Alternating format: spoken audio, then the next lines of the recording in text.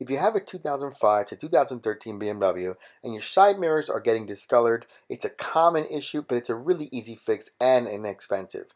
And the reason why this happens, it happens to mirrors that are heated and self-dimming.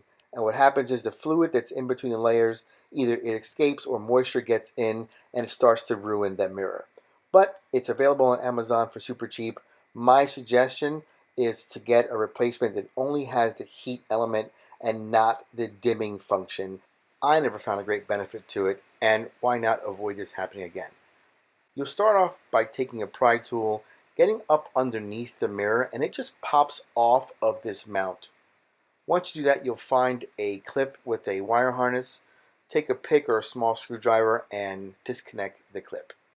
I'll put a link to this mirror below. It's inexpensive, comes quick from Amazon, but it does not come with the wire harness that you'll need to enable the heat function, so you need to buy that separate, but that's also available, and I'll put the link below. The harness comes with 4 leads. 2 of them are for the dimming. They're the larger of the spade connectors. I just cut those off for myself. And then the smaller spade connectors, I used a pick to open them up a little bit. It felt like I was putting too much pressure on this, and I didn't want to start warping or bending this plastic that holds the mirror. So I got them opened up. You squished them on to the spade connectors, and then I came back with little needle nose pliers and just kind of clamped them down a little bit. Here's a quick comparison of what the new one's going to look like compared to what the old one had turned into. Coming back to the car, there's a certain orientation, so you really can't screw that up, popping it back into place.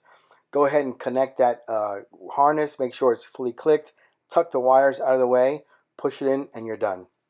I like making these videos to show how easy it is to tackle some of these things on your own, and of course to save money while doing it.